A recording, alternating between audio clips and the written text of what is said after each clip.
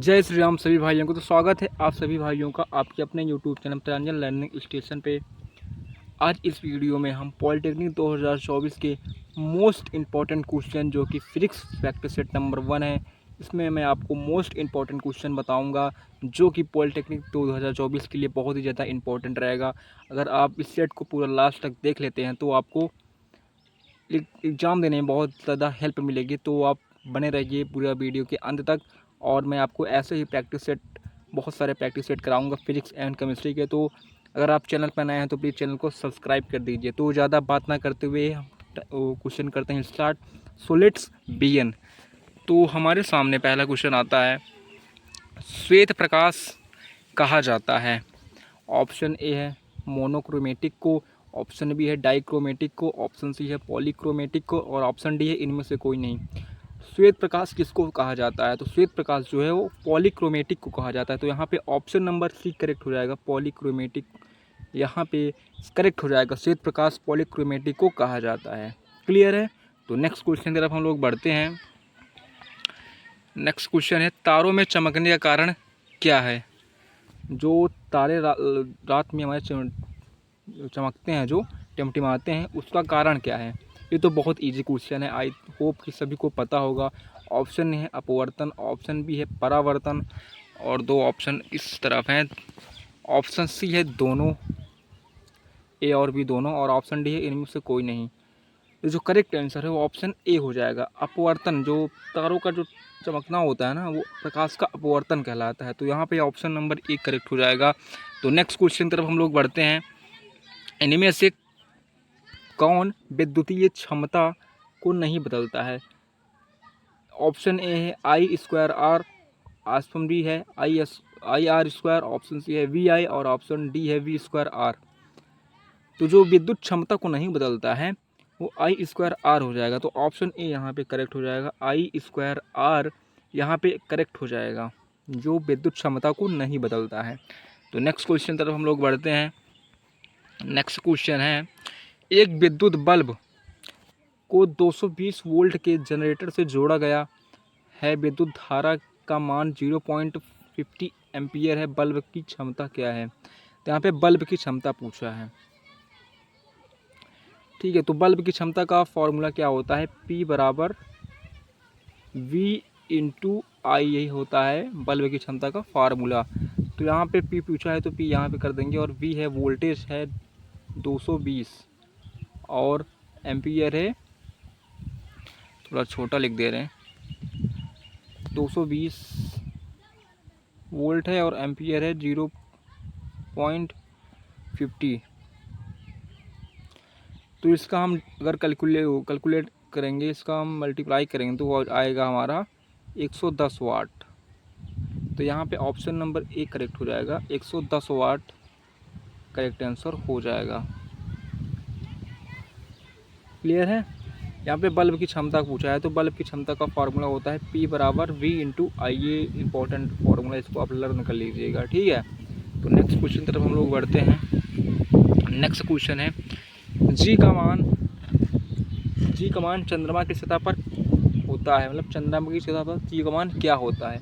Option A है पृथ्वी की सतह से कम, और ऑप्शन बी है पृथ्वी की सतह से ज़्यादा, ऑप्शन सी है पृथ्वी से ज़्यादा, और ऑप्शन डी है इनमें से कोई नहीं। तो जो जी का मान होता है वो चंद्रमा और पृथ्वी की सतह से कम होता है। तो ऑप्शन ए करेक्ट हो जाएगा, ऑप्शन ए यहाँ पे करेक्ट हो जाएगा हमारा,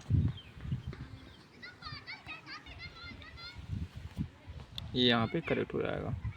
तो नेक्स्ट क्वेश्चन तरफ हम लोग बढ़ते हैं।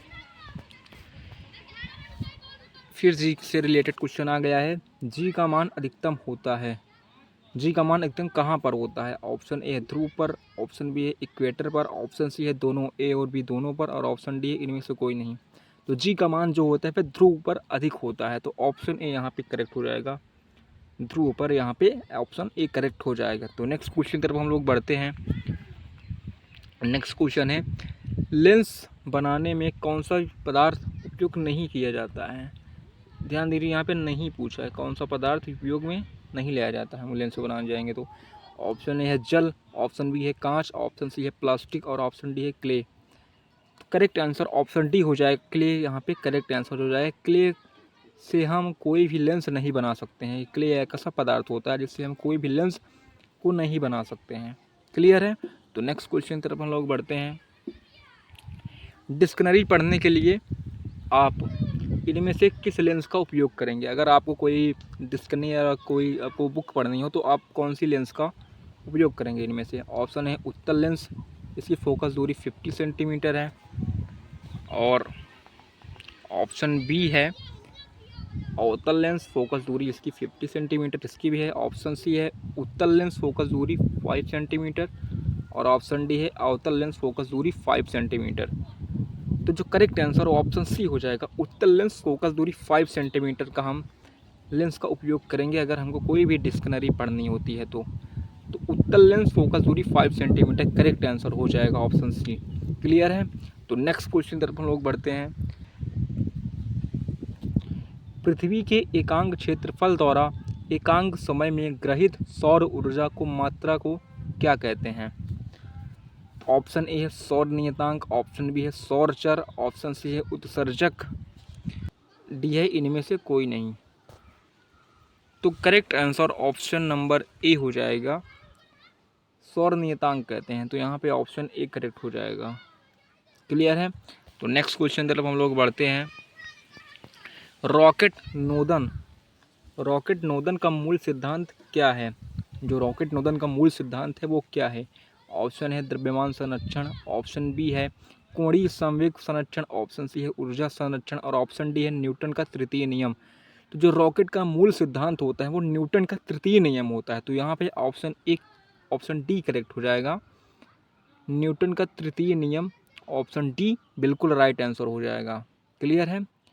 आप लोग ये सारे क्वेश्चन लर्न कर लीजिए क्योंकि ये सारे इंपॉर्टेंट क्वेश्चन हैं जो आपको एग्ज़ाम में बहुत सारा हेल्प करेंगे आपको क्वेश्चन अटेम्प्ट करने में। ऐसे में आपको बहुत सारे प्रैक्टिस सेट कराऊंगा फिजिक्स एंड केमिस्ट्री दोनों सब्जेक्ट का। तो बने रहिए चैनल के साथ, ठीक है? तो अगला क्वेश्चन हम लोग देखते हैं। निम्न में से कौन सी ऊर्जा का मापक है? ऊर्जा का मापक पूछा है इस क्वेश्चन में। तो ऑप्शन ए है किलोवाट घंटा, ऑप्शन बी है kilo volt square second ohm inverse और ऑप्शन सी है एम्पियर और ऑप्शन डी है ये सभी। तो जो ऊर्जा का जो मापक होता है, इकाई ऊर्जा का जो मापक होता है वो volt square second ohm inverse होता है। तो ऑप्शन बी करेक्ट हो जाएगा, बिल्कुल राइट आंसर ऑप्शन बी हो जाएगा। तो नेक्स्ट क्वेश्चन की तरफ हम लोग बढ़ते हैं। नेक्स्ट क्वेश्चन है, यदि पृथ्वी द्वितीय अक्ष के परितः घूमना बंद करती है तो दक्षिणी अक्ष पर स्थित वस्तु के भार पर क्या प्रभाव पड़ेगा? ऑप्शन ए है कोई परिवर्तन नहीं होगा, ऑप्शन बी है बढ़ जाएगा और ऑप्शन सी है घट जाएगा परंतु शून्य नहीं होगा और ऑप्शन डी है घट जाएगा और शून्य भी हो जाएगा। तो जो करेक्ट आंसर हो जाएगा वो ऑप्शन ए हो जाएगा, कोई परिवर्तन नहीं होगा। यहाँ पे अगर पृथ्वी जो है अक्ष के परितः घूमना बंद कर देगी तो भी भार पर कोई प्रभाव नहीं पड़ेगा। तो ऑप्शन ए करेक्ट हो जाएगा। क्लियर है? तो नेक्स्ट क्वेश्चन की तरफ हम लोग बढ़ते हैं। 6000 यंगस्ट्रॉन तरंगदैर्घ्य के प्रकाश की किरण एक समतल पृष्ठ पर आपतित होती है। यदि परिवर्तित व अपवर्तित किरणें परस्पर लंबवत हो तो आपतन कोण कितना होगा? आपतन कोण पूछा है। ऑप्शन ए है 30 डिग्री, ऑप्शन बी है 45 डिग्री और ऑप्शन सी है 60 डिग्री। तो जो करेक्ट आंसर हो जाएगा वो ऑप्शन सी हो जाएगा, 60 डिग्री होता है। ठीक है, इसको आप लर्न कर लीजिएगा। 60 डिग्री 6000 एंगस्ट्रॉन तरंगदैर्घ्य प्रकाश की किरण का एक समतल पृष्ठ आपतित होता है तो 60 डिग्री कोण बनाता है। ठीक है, तो नेक्स्ट क्वेश्चन तरफ हम लोग बढ़ते हैं। पृथ्वी का द्रव्यमान m निम्न में से किसके बराबर होता है? जो पृथ्वी का द्रव्यमान m होता है किसके बराबर होता है? ऑप्शन है capital R square upon small g capital G और ऑप्शन भी है capital R square upon small g। Option C है small g capital G upon capital R square और ऑप्शन डी है small g capital R square upon capital G। तो जो correct answer हो जाएगा small g capital R square upon G हो जाएगा, तो जो कि है ऑप्शन नंबर डी यहाँ पे ये करेक्ट आंसर हो जाएगा। इसको आप लर्न कर लीजिए। पृथ्वी का द्रव्यमान m जो है small g capital R square upon capital G के बराबर होता है। इसमें बहुत सारी कन्फ्यूजन हो सकती हैं, तो आप लोग इससे एकदम अच्छे से याद कर लीजिएगा। क्लियर है? तो नेक्स्ट क्वेश्चन तरफ हम लोग बढ़ते हैं। एक अवतल लेंस की फोकस दूरी कितनी होती है? अगर वो ओम नमः शिवाय, जय महाकाल, हर हर महादेव, नमः शिवाय।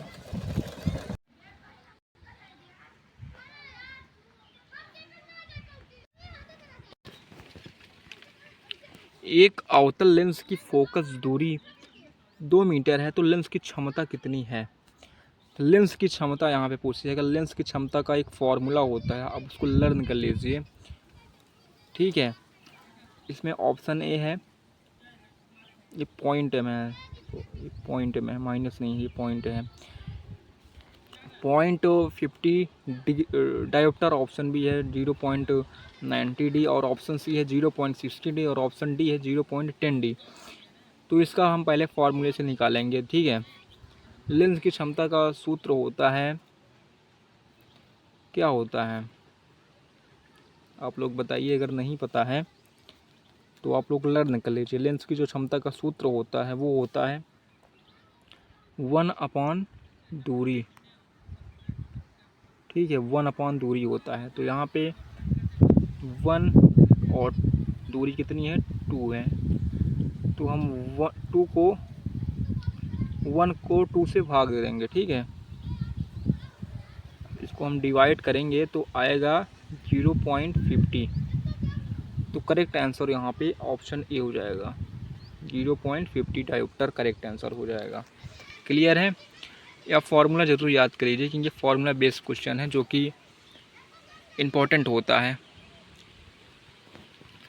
तो इसी के साथ ये पूरा प्रैक्टिस सेट यहीं पे समाप्त होता है। अगर आपको क्वेश्चन समझ में आया है, अगर आपको वीडियो अच्छी लगी तो प्लीज़ लाइक एंड सब्सक्राइब कर दीजिए। ऐसे में आपको पूरे बहुत सारे प्रैक्टिस सेट सॉल्व कराऊंगा, अच्छे से लर्न कराऊंगा। तो मिलते हैं आपको नेक्स्ट वीडियो में नेक्स्ट प्रैक्टिस सेट के साथ। तब तक के लिए जय श्री राम।